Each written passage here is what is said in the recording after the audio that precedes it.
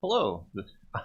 Today I'm going to take on the pattern 5739 from friendshipbracelets.net. And it's going to be a doozy. This one's got a lot of zigzags. I'm going to show you how I not only put my own spin on it, but how I sort out all of the colors and get them worked out to actually make this pattern work. So stick around and I will show you myself getting very confused. Alright, roll the intro.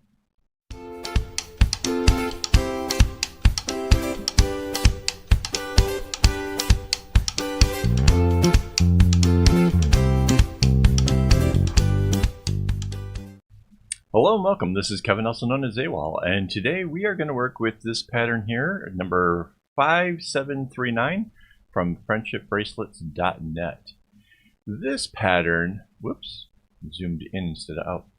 This pattern, I think, is kind of interesting in the way that it uses the entire rainbow, but the segments that it ends up highlighting are the red, yellow, and blue, right? So that's kind of neat.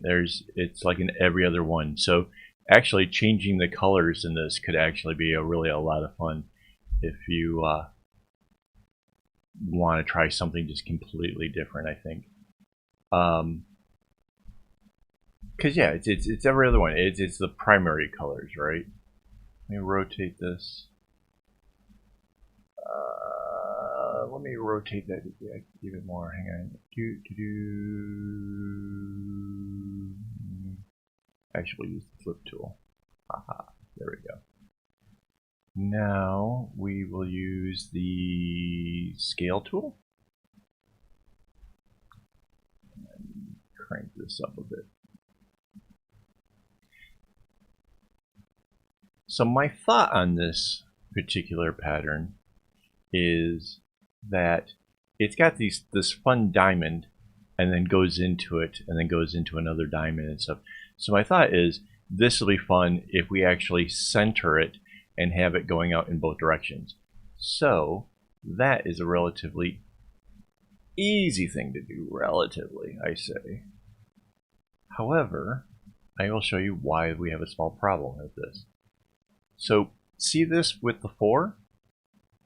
And see how our center diamond is not 4? That is a little bit tricky. That's not good. We could move it down 1. Well, yeah, if we're going to copy and paste things anyways, we might as well, right? It'll end up being a row longer than whatever. So I already laid out my colors over here. Thought it'd be fun. Whoops. Grab the paint tool and oh wait, we didn't anchor the other one. I was like, why did that not paint? There we go. So now this is anchored down. When you have 2 layers like that and one of them is not anchored, it won't let you do anything except for the one that's up above. So alright, so there's our yellow. I'm not loving this yellow. Why is it so green? There we go. Now it's yellow. It had like a weird hue to it, right?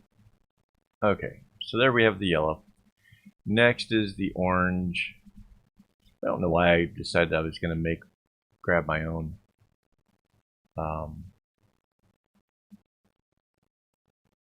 colors for this. It's not really necessary.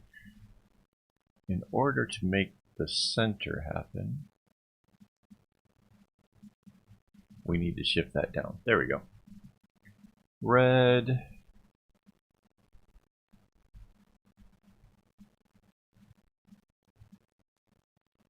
Now this is the part that I also thought was kind of interesting. So normally, like with an arrowhead, you have like, this whole diamond up here would go out. This just kind of bumps out with just 1. And I thought, well, that's kind of interesting.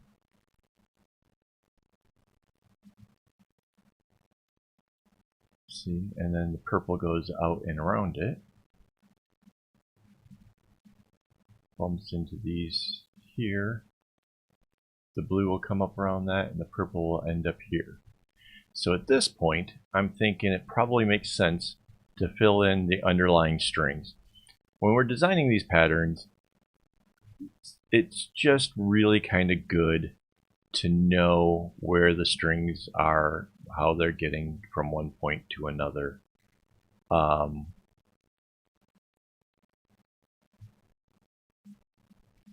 You don't want to get too far ahead and then find out that something doesn't actually work. Now we know that this pattern works because we have the pattern over here.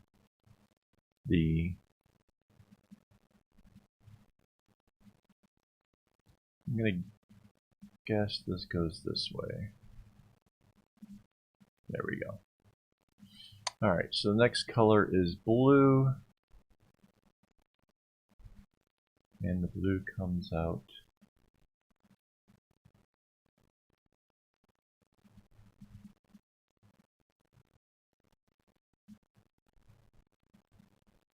does it go out and around there? How does it? Oh, it doesn't, and that purple's out too far. Alright. The purple ends up. Back these off a bit. I thought something looked weird. I wasn't sure what. So the purple ends up here. And the blue comes around it. Got it. Okay. So here's where we are. The green and the yellow will come out and around that. So just to make this kind of speed up a bit,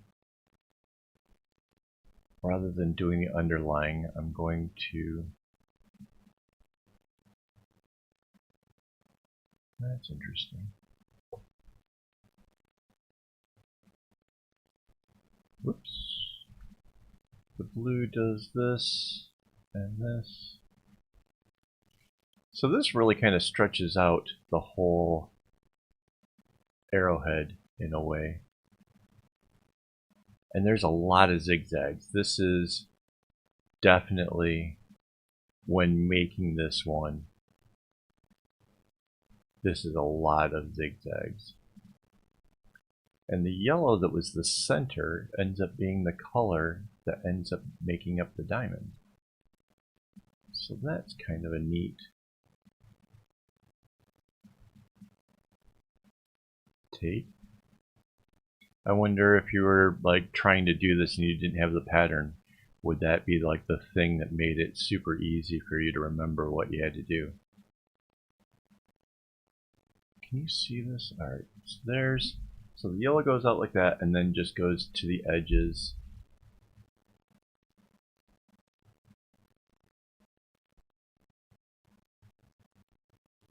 Does it go all the way to the edge? Yes. And then it comes back. So, wow, okay. There's not a lot of space in a bracelet like this to be able to fully stretch this out. So I imagine, even if you were trying to make this bracelet, unless you are making an anklet, you're going to run into a problem where you don't even get 3 of the from the red to the yellow to the blue. You won't even get that. That's really interesting. That I did not expect. Okay. So, down here where we were, the yellow has the orange and the red to the inside. So we grab the orange.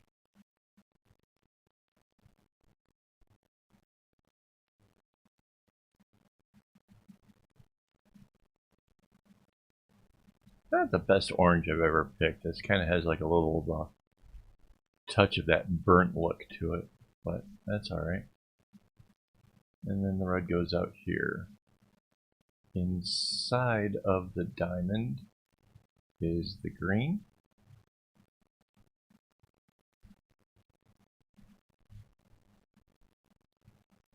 And mind you, we extended this bracelet like a whole extra row, and we still just end up with this. So what will happen is the orange and the red can come out to the end, which is cool. I mean, those colors, it kind of works. Alright, so now comes the troublesome part of actually sorting out where all the underlying strings go. So, yep, you can skip ahead if you already know how to do this, or you can check out how I do it. Because this is not my common way of doing an arrowhead, I am going to have to try to take the easy approach, and basically what I'm going to do is follow the ones that are like really out here and obvious, like this blue, and get all of these pieces done in first, and then I can use what is left to navigate where everything is in fact going. So like seeing, you know, this blue does a continuous thing, that's easy to follow.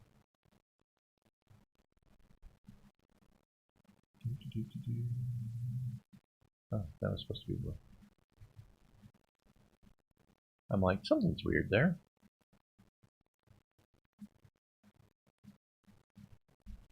Okay.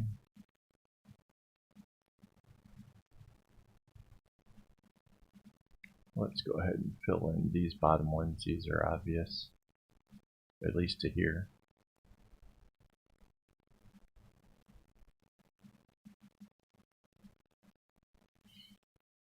Alright. And this green is obviously just comes in straight, goes to there.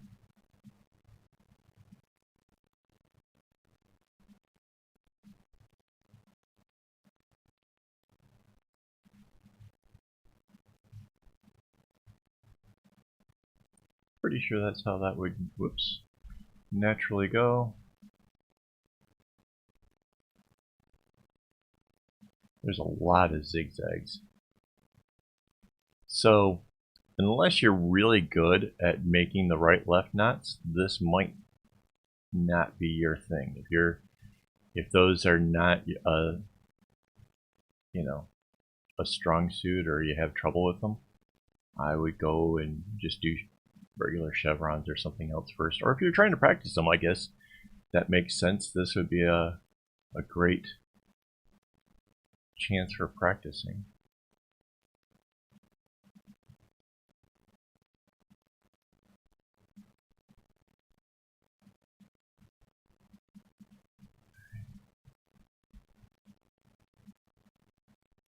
So I'm really not sure on these outer ones.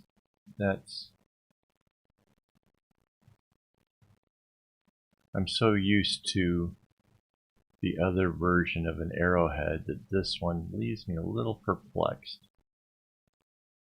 We'll see if I have it right, if everything matches up. If it doesn't match up, then we'll have to do some, whoops, some repair-ish stuff.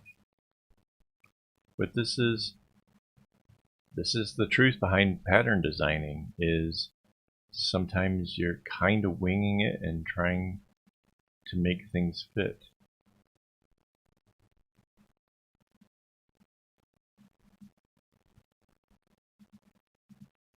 Yeah, it's funny that the pattern is long as it is. Like I said, this would make a good, like, an anklet, and then you could go, because it's like longer than just a regular bracelet. So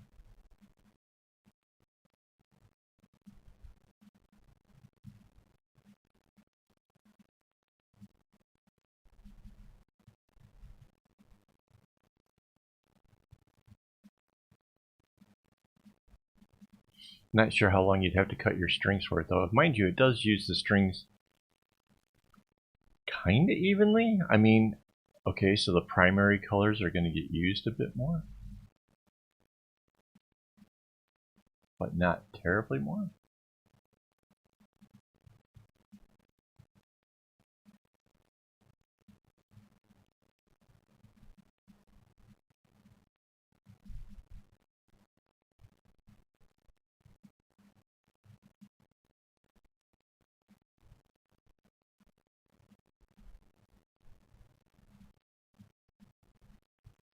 try seeing if this makes sense, and then I can follow the other colors based on this.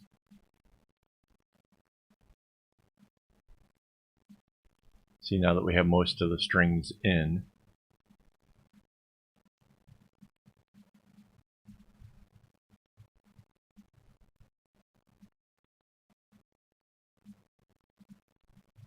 I think it makes sense.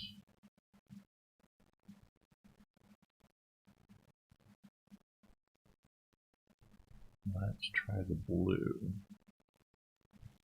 See, they get to a certain point, and then you're like, I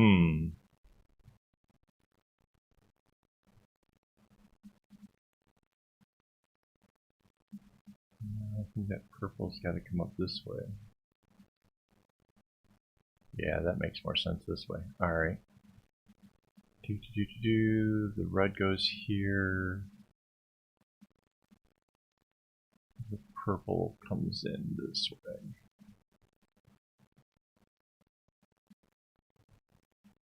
Alright, let's... Again, this is like a little bit like detective work. Like, I could have just filled everything in and be like, ta-da! But I want you guys to be able to create your own patterns as well. I know this one changed there because of the green will come this way and this way, so that's pretty obvious. Oh, there we go. And that's where the red hooks up. The purple comes into where the blue is.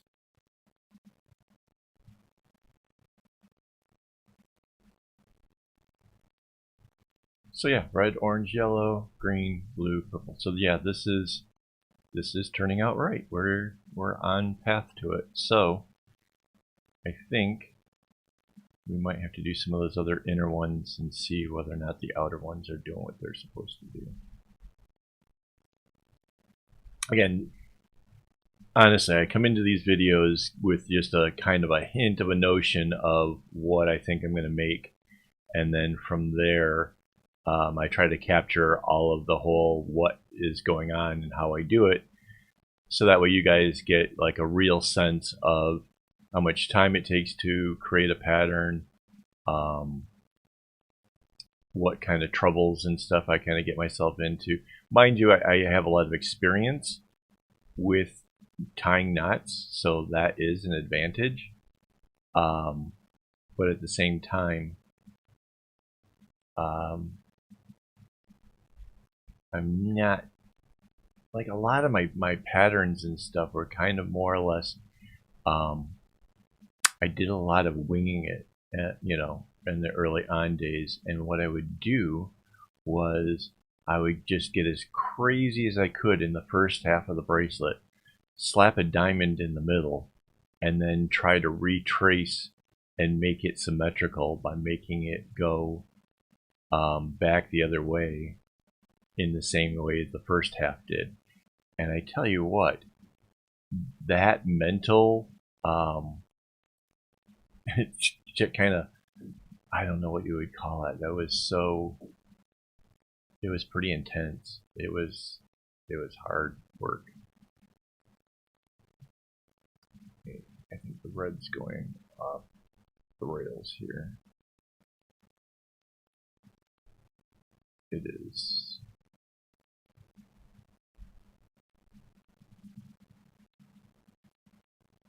Alright, yeah, see, doing the, getting this through, because the red should follow just outside of where the purple is.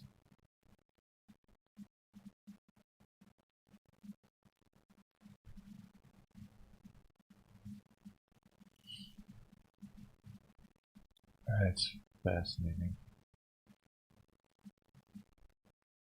And the orange will go just out, whoops,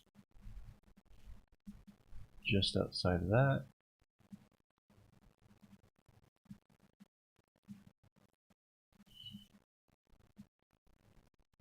So this is kind of exciting. This is a fun bracelet.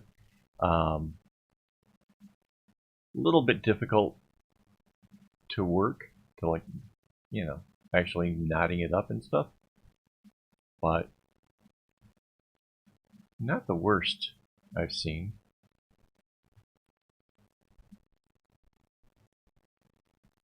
I'd still say this is relatively intermediate. Again, if you're really trying to get good at doing these back and forth knots, the left rights and the right lefts, if you're trying to experiment with that, this might be a great one to do it, because you'll really know if you're holding your tension properly or not.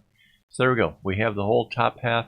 All we have to do now is the select tool, snap it onto our guideline that we shifted. Then we Control C, Control V, use our flip tool. Whoops. There we go.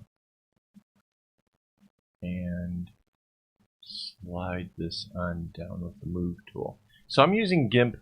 I keep forgetting to say that in my videos. GIMP is a free software that lets you manipulate and paint and do all these fun things. It's great. Like I said, it's free. So we anchor the layer now that it's all matched up, and there's our bracelet. And I think that really works. I think that's a really cool look. So yeah, hopefully you enjoyed the video. Leave a like, leave a comment, do all the good stuff. And as always, don't get your strings in a bunch.